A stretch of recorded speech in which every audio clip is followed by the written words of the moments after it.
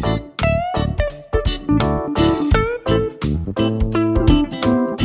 हमको नहीं चाहिए।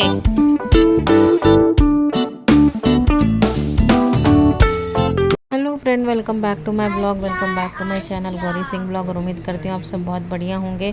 और जो मेरा ब्लॉग फर्स्ट टाइम देख रहे हैं उन सभी को मेरा राम राम, नमस्ते, सलाम, सत श्री अकाल। तो लास्ट ब्लॉग में आपने देखा था कि यहाँ पे हस्बैंड मम्मी के बैग को चेक कर रहे थे क्योंकि बैग में कुछ प्रॉब्लम आ गई थी। और आज फाइनली दिन आ गया था कि मम्मी मुंबई से वापस जा रहे थे। और एयरपोर्ट जाने से पहले मम्मी ने बोला कि थोड़ी देर मरीन ड्राइव पर बैठेंगे, तो हम माँ बेटी मरीन ड्राइव पर आके बैठ गए थे।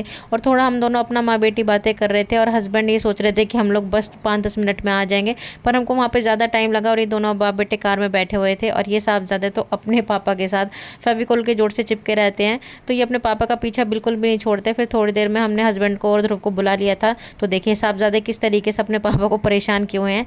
तो जैसे तैसे इनको कार से लेके आए और फिर हम लोग यहाँ पे बैठ गए थे क्योंकि मौसम बहुत ज़्यादा अच्छा हो गया था, हवा इतनी अच्छी चल रही थी। और देखिए आसमान में इतने बादल हो रखे हैं, तो ऐसा लग रहा था कि बारिश आएगी, पर बारिश नहीं आई थी। तो हम लोग यहाँ पे 15-20 मिनट आराम से बैठे, फ़ोटोज़ क्लिक करी और जितना हो सका उतनी मम्मी के साथ मेमोरी मैंने अपनी कैप्चर कर ली थी। क्योंकि इसके बाद मम्मी आएंगी कि नहीं आएंगी इसका तो मैं कुछ कह नहीं सकती, पर मम्मी बस मेरी डिलीवरी की वजह से आ गई थी।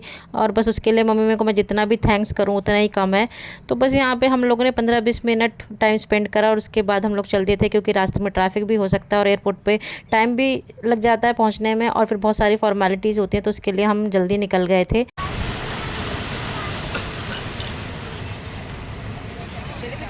चलो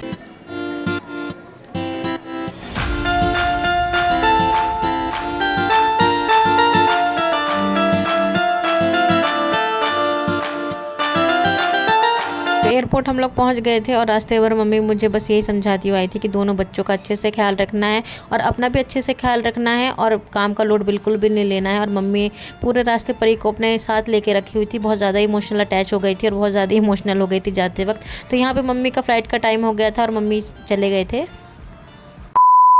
तो मम्मी ने अपनी चेक इन की फॉर्मेलिटीज़ कर ली थी और हम लोग भी वापस चले गए थे।